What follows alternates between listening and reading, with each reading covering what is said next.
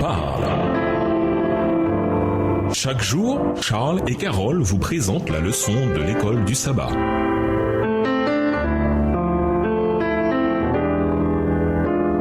Bienvenue dans votre émission. Dieu nous parle. Nous voilà à la leçon de mardi, identification de la petite corne. Durant des siècles, les réformateurs protestants ont identifié la puissance de la petite corne de Daniel 7 et Daniel 8 à l'église de Rome. Pourquoi ? Lisons Daniel 7 et versets 1 à 25 et Daniel 8 et versets 1 à 13. Quels sont les points communs de la petite corne dans les deux chapitres ? Comment peut-on l'identifier ? Daniel 7, les versets 1 à 25. La première année de Belchazzar, roi de Babylone, Daniel eut un songe et des visions de son esprit pendant qu'il était sur sa couche. Ensuite, il écrivit le songe et raconta les principales choses. Daniel commença et dit : Je regardais pendant ma vision nocturne, et voici les 4 vents des cieux firent irruption sur la grande mer. Et 4 grands animaux sortirent de la mer, différents l'un de l'autre. Le premier était semblable à un lion et avait des ailes d'aigle. Je regardais jusqu'au moment où ses ailes furent arrachées. Il fut enlevé de terre et mis debout sur ses pieds comme un homme, et un cœur d'homme lui fut donné. Et voici un second animal était semblable à un ours, et se tenait sur un côté. Il avait 3 côtes dans la gueule entre les dents, et on lui disait : Lève-toi, mange beaucoup de chair.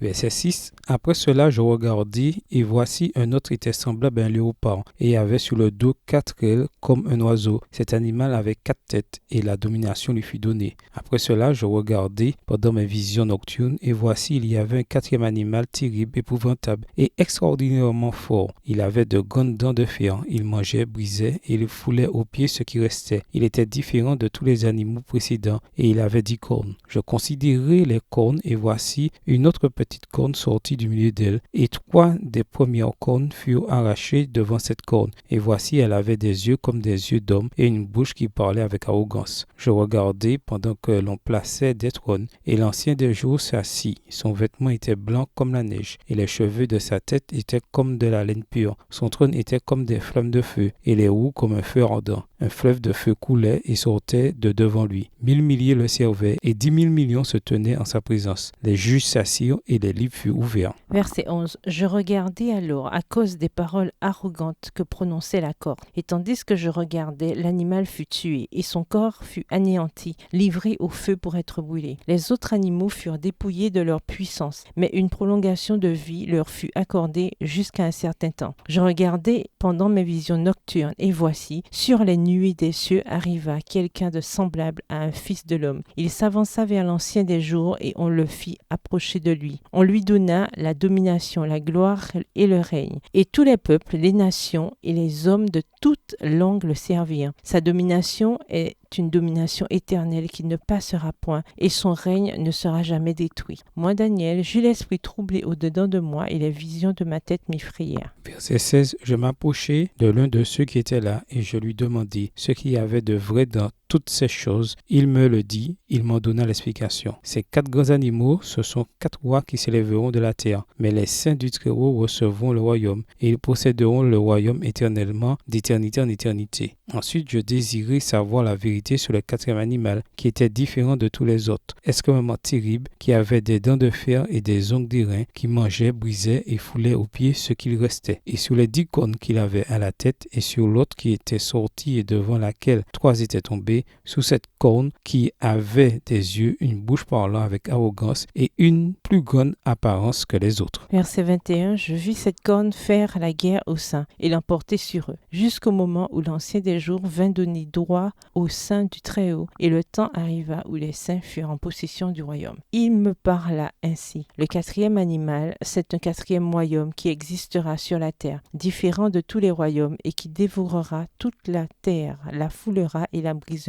Les 10 cornes, ce sont 10 rois qui s'élèveront de ce royaume. Un autre s'élèvera après eux. Il sera différent des premiers, et il abaissera 3 rois. Il prononcera des paroles contre le Très-Haut. Il opprimera les saints du Très-Haut, et il espérera changer les temps et la loi. Et les saints seront livrés entre ses mains pendant un temps, des temps et la moitié d'un temps. Daniel 8, versets 1 à 13. La 3e année du règne du roi Belchazzar, moi, Daniel, j'eus une vision outre celle que j'avais eue précédemment. Lorsque j'eus cette vision, il me sembla sembla que j'étais à Suse, la capitale dans la province d'Élam, et pendant ma vision, je me trouvais près du fleuve d'Ulaï. Je levai les yeux, je regardai, et voici un bélier se tenait devant le fleuve, et il avait des cornes. Ses cornes étaient hautes, mais l'une était plus haute que l'autre, et elle s'éleva à la dernière. Je vis le bélier qui frappait de ses cornes à l'Occident, au septentrion et au Midi. Aucun animal ne pouvait lui résister, et il n'y avait personne pour délivrer ses victimes. Il faisait ce qu'il voulait, et il devint puissant. Comme je regardais attentivement, voici un bouc venait de l'Occident et parcourait toute la terre à sa surface, sans la toucher. Ce bouc avait une grande corne entre les yeux. Verset 6. Il arriva jusqu'au bélier qui avait des cornes et que j'avais vu se tenant devant le fleuve.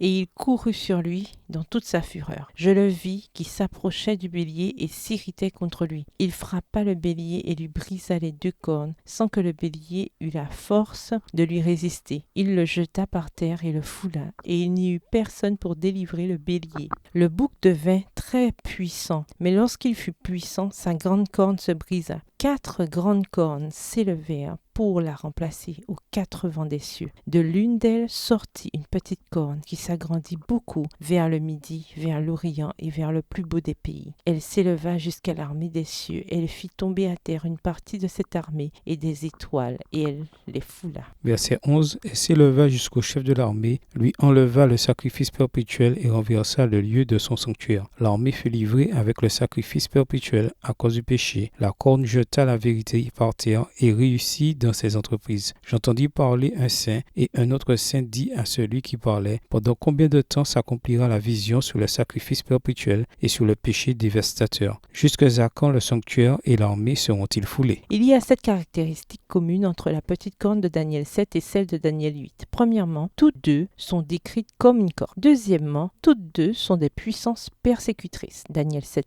les versets 21 et 25, Daniel 8, les versets 10 et 24. Troisièmement, toutes 2 s'exaltent et blasphèment. Daniel 7, versets 8, 20 et 25. Et Daniel 8, les versets 10, 11 et 25. Quatrièmement, toutes 2 ont pour cible le peuple de Dieu. Daniel 7, le verset 25 et Daniel 8, le verset 24. Cinquièmement, toutes 2 ont des aspects de leur activité délimités par le temps prophétique. Daniel 7, le verset 25, Daniel 8, les versets 13 et 14. Sixièmement, toutes 2 durent jusqu'à la fin des temps. Daniel 7, les versets 25 et 26, Daniel 8, les versets 17 et 19. Et septièmement, toutes 2 sont détruites de manière surnaturelle. Daniel 7, les versets 11 et 26 et Daniel 8, le verset 25. L'histoire identifie le premier royaume comme étant Babylone, Daniel 2, verset 38. Le second comme étant la Médo-Perse, Daniel 8, verset 20. Et le troisième comme étant la Grèce, Daniel 8, verset 21. L'histoire est sans équivoque. Après ces empires mondiaux, c'est Rome qui a fait son apparition. Dans Daniel 2, le fer représentant Rome continue d'exister dans les pieds de fer mêlés d'argile, autrement dit, jusqu'à la fin des temps. La petite corne de Daniel 7 sort de la 4e bête, mais demeure une partie de cette 4e bête. Quelle puissance est sortie de Rome, puis a poursuivi son influence politico-religieuse pendant au moins 1260 années, voir Daniel 7, verset 25. Une seule puissance correspond à l'histoire et à la prophétie, la papauté. La papauté est arrivée au pouvoir d'entre 10 tribus barbares venues d'Europe et en a déraciné 3, Daniel 7, verset 24. La papauté était différente des premiers, Daniel 7, verset 24, ce qui indique sa singularité comparée aux autres tribus.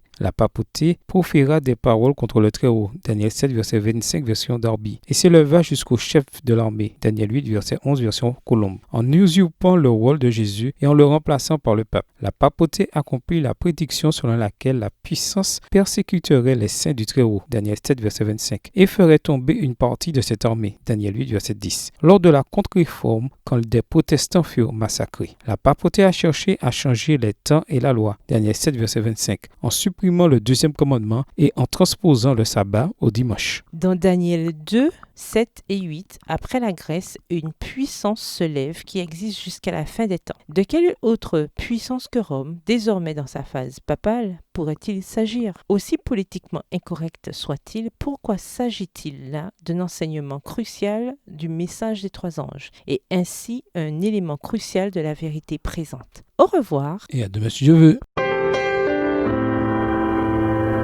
Dieu nous parle. Chaque jour, Charles et Carole vous présentent la leçon de l'école du sabbat.